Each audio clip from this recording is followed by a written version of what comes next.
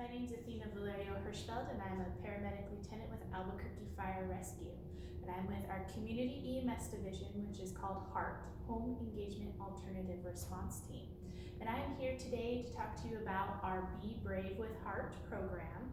And it's a fall recovery program, but we're going to talk about what to expect if you call 911 for a medical emergency. And this is part of our fall recovery program.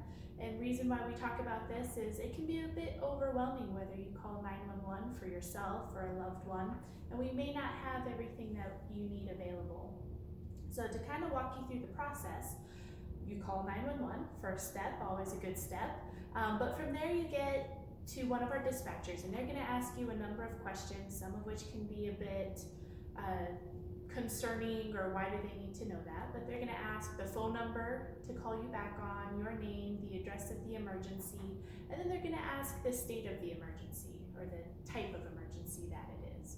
So if it's someone who's having a medical emergency, that could be that they collapsed, could be that they fell, could be that they're bleeding, anything like that, they're going to direct you towards the fire department.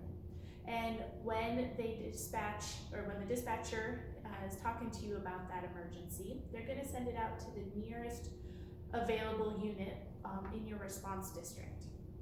And depending on the nature of that call, you can get anywhere between 2 and 10 or 11 people showing up.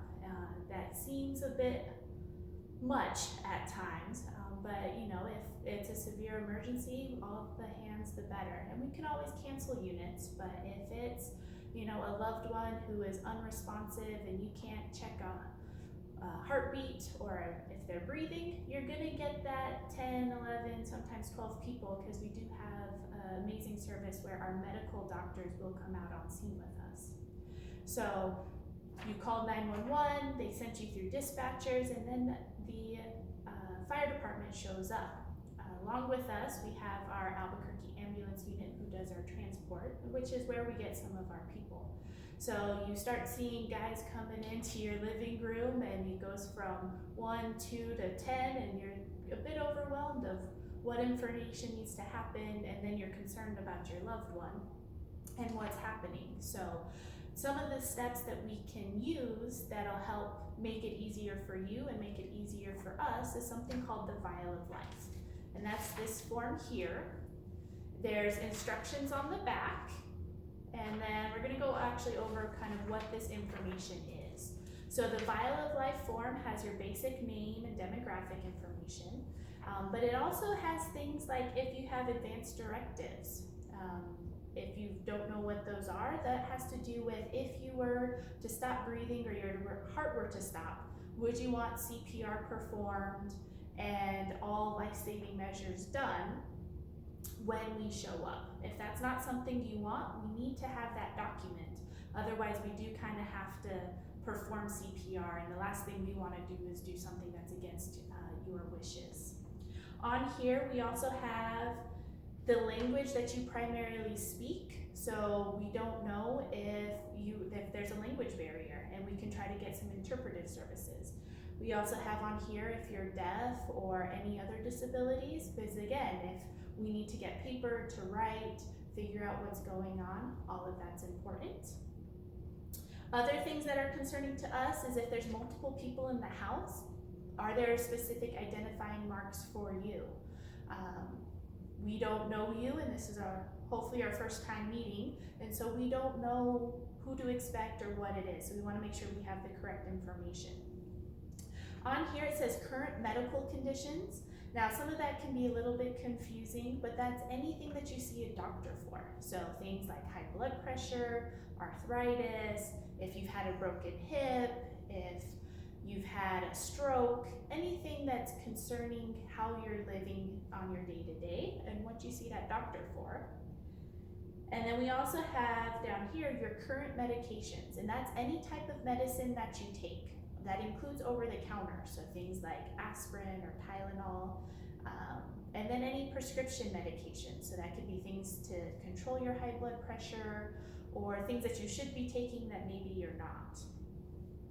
We also have what hospital you would like to go to. If we don't know which hospital you want to go to, we're going to transport you to the closest facility.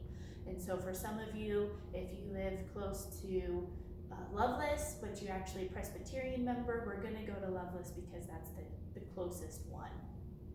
We also have emergency contact information, and that can be for anyone that you would like us to contact who may not be there.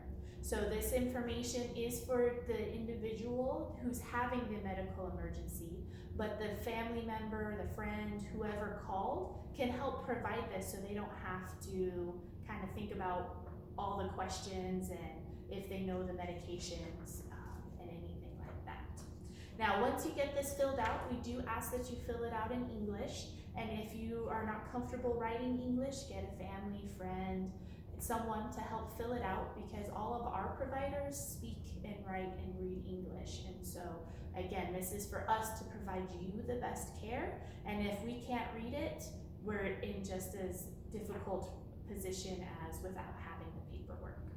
Now, we take this paperwork, and there's a few things that you can do with it. You can certainly just put this on your refrigerator, but what we recommend is that you put it in a little baggie. This is just a sandwich baggie from the kitchen. You fold it up, and you can get these nice little stickers that say Vial of Life, so I know what it is. In this baggie, this also allows us to include those advanced directives if you may have them, or what we call a do not resuscitate form. You can also include any pictures of you or things that you want us to know to help provide you better care. If you have religious or just personal beliefs where you don't want blood transfusions or anything like that, having all that information is beneficial for us to know so we can pass that on to the hospital system. Now, this is what goes on the inside, right, of your house. And with this baggie, it has my next Vial of Life sticker. I want to put this on my refrigerator, whether that's with a magnet or a clip. Now, if you don't want to look at this because it's a reminder of, I don't want to look at a big red sticker either, you can always put this in the door of your freezer or the door of your refrigerator. Now, the key is for us to know that there is a Vial of Life inside. And the best way for that is to get the red sticker and put it by your front door. If we see this red sticker, then we know to go look at the fridge and find this information. And again, that gives us the information we need, and it's a little less stressful for anyone who may be dealing with the 911 situation, whose family or friends.